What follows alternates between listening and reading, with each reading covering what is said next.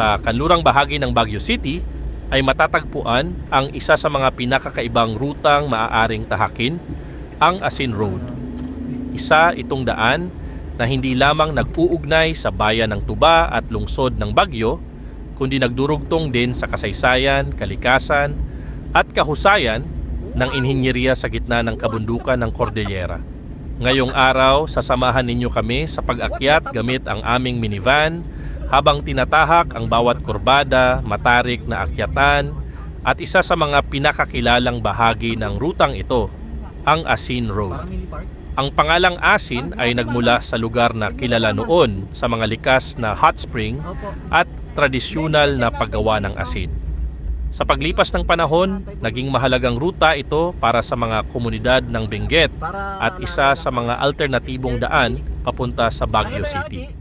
Hindi man ito kasing abala ng Cannon Road o Marcos Highway, nananatili itong mahalagang ruta para sa mga lokal at mga biyaherong naghahanap ng mas tahimik at mas makakalikasang paglalakbay.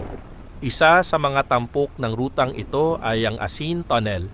Inukit sa matigas na batong bundok, ang tunnel na ito ay patunay sa pagsisikap na mapadali ang paglalakbay sa gitna ng mahirap na topografiya ng Benguet. Sa pagdaan dito, tila mararamdaman mo ang pagbabago ng paligid mula sa liwanag ng kabundukan patungo sa malamig at tahimik na lagusan bago muling bumungad ang tanawin ng mga bundok sa kabilang dulo. Maikli man ang Asin Tunnel, isa ito sa mga pinakakilalang landmark ng Asin Road at paboritong hintuan ng mga motorista at content creators dahil sa kakaiba nitong karakter. Paglampas ng tunnel, nagsisimula ang mas seryosong hamon.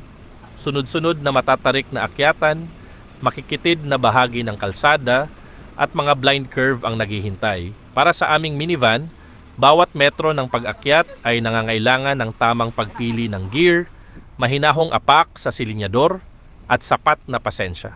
Sa mga ganitong daan, hindi bilis ang sukatan ng mahusay na pagmamaneho, mas mahalaga ang kontrol, tamang distansya at paggalang sa kapwa motorista.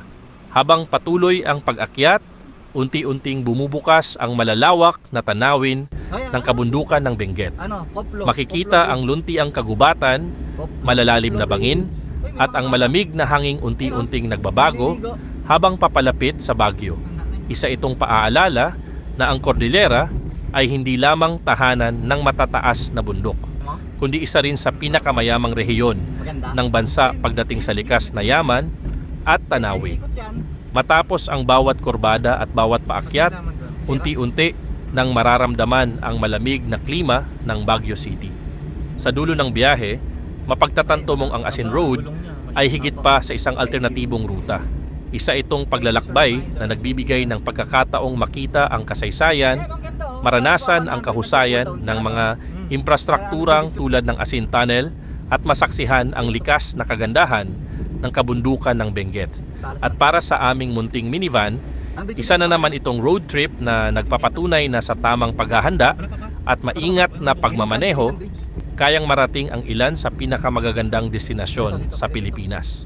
Kung nagustuhan ninyo ang documentary road trip na ito, huwag kalimutang mag-like, mag-subscribe at samahan ang Bugito TV sa susunod nating paglalakbay.